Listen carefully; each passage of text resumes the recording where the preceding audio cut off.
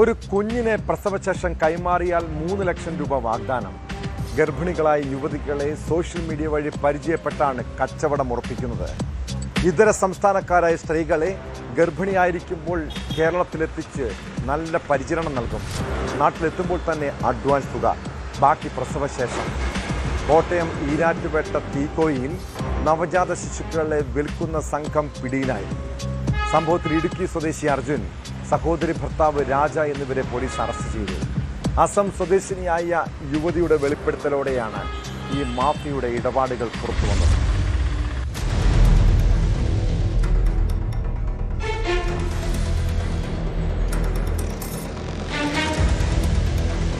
ഈരാറ്റുപേട്ട തീക്കോയിയിൽ നിന്നാണ് ഞെട്ടിക്കുന്ന വിവരം പുറത്തുവരുന്നത്. അമ്മമാർക്ക് പണം വാഗ്ദാനം ചെയ്ത നവജാത ശിശുക്കളെ വിൽക്കുന്നതാണ് രീതി. ഗർഭസ്ഥകാലത്ത് തന്നെ മറ്റ് സംസ്ഥാനങ്ങളിൽ നിന്നുള്ള ഗർഭിണികളെ ഇവിടെ കൊണ്ടുവന്ന് പാർപ്പിച്ചാണ് തട്ടിപ്പ്. സംഘത്തിൽ നിന്ന് രക്ഷപ്പെട്ട അസം സ്വദേശിയായ 22-കാരിയാണ് പോലീസിൽ പരാതിയുമായി എത്തിയത്.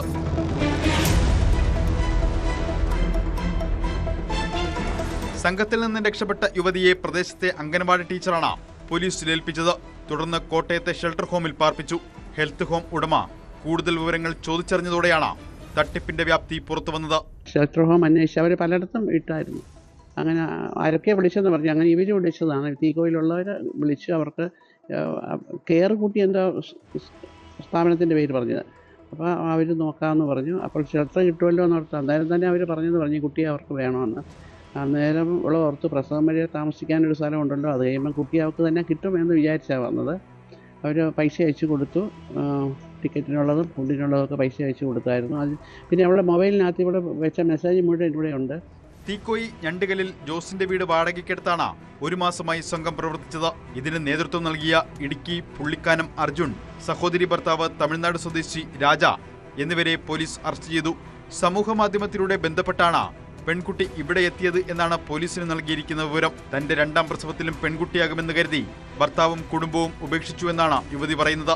ഏതായാലും സംഭവത്തിലെ ഏജന്റുമാരെ ഉൾപ്പെടെ കൊടുക്കാനുള്ള ശ്രമത്തിലാണ് പോലീസ്. ഇതിനായി പ്രത്യേക അന്വേഷണ സംഘത്തെ ജില്ലാ പോലീസ് മേധാവി നിയോഗിച്ചു. വിശദമായിട്ട് അന്വേഷണം നടത്തുന്നുണ്ട്. ഈ പാലാടി ഡിവൈഎസ്പിയുടെ നേതൃത്വത്തിൽ സ്പെഷ്യൽ ടീം ഉണ്ടാക്കിയിട്ട് നമ്മൾ അന്വേഷിക്കുന്നുണ്ട്.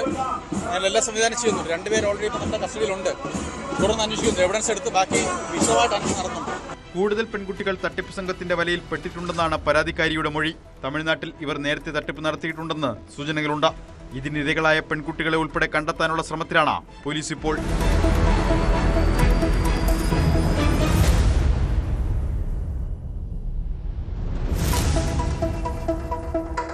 ന്യൂസ് 18 കോട്ടയം.